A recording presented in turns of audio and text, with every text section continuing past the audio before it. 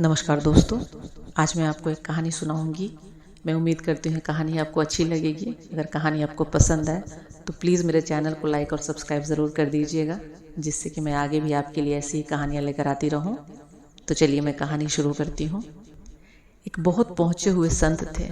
देश विदेश में उनका बहुत नाम था। अपनी सादगी और तप के लिए विख्यात थे। लोगों की उनमें बड़ी आस्था थी। एक दिन एक बेहद गरीब औरत संत के पास गई और उनसे विनती की, बाबा कोई ऐसा उपाय बता दीजिए जिससे मेरे बच्चे रात को भूख से रोया न करें।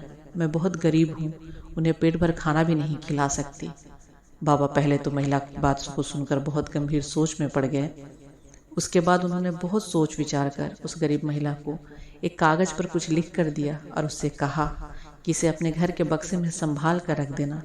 इसे अभी पढ़ने की कोशिश मत करना। अगर भगवान ने चाहा तो जल्द ही तुम्हारे दुख दूर हो जाएंगे। औरत को लगा कि बाबा ने भूख न लगने के लिए कोई महत्वपूर्ण मंत्र लिखकर उस कागज पर दिया है। उसके बाद उस औरत ने बाबा को प्रणाम किया और अपने घर चली आई। अगले ही दिन किसी अनजान व्यक्ति ने कुछ रुपयों से भरी एक पोटली उस औरत के घर में फेंक दिया। उस औरत के पति ने उन रुपयों से सब्जी और फल की एक दुकान कर ली और दिन रात मेहनत करने लगा। धीरे धीरे बिक्री बढ़ती गई, कारोबार बढ़ता गया और ठीक ठाक आमदनी होने लगी। कुछ ही महीनों में उस औरत का परिवार गरीबी से उबर गया। समय बीतता गया। अचानक एक दिन उस औरत की नज़र उस बक्से पर पड़ी जिसमें उस संत द्वारा दिया गया कागज सुरक्षित रखा हुआ था। अब उसे बहुत उत्सुकता होने लगी कि आखिर बाबा ने ऐसा कौन सा चमत्कारी मंत्र लिख कर दिया था जिससे उसकी गरीबी समाप्त हो गई। दिन रात वह सोच में रहने लगी कि बाबा के उस कागज में कौन सा चमत्कार छुपा हुआ है।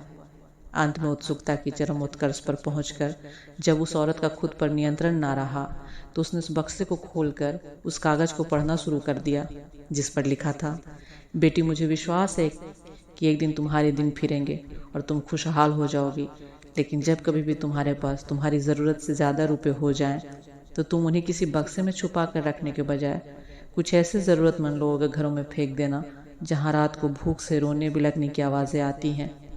तुम अपने पुराने दिन कभी मत भूलना।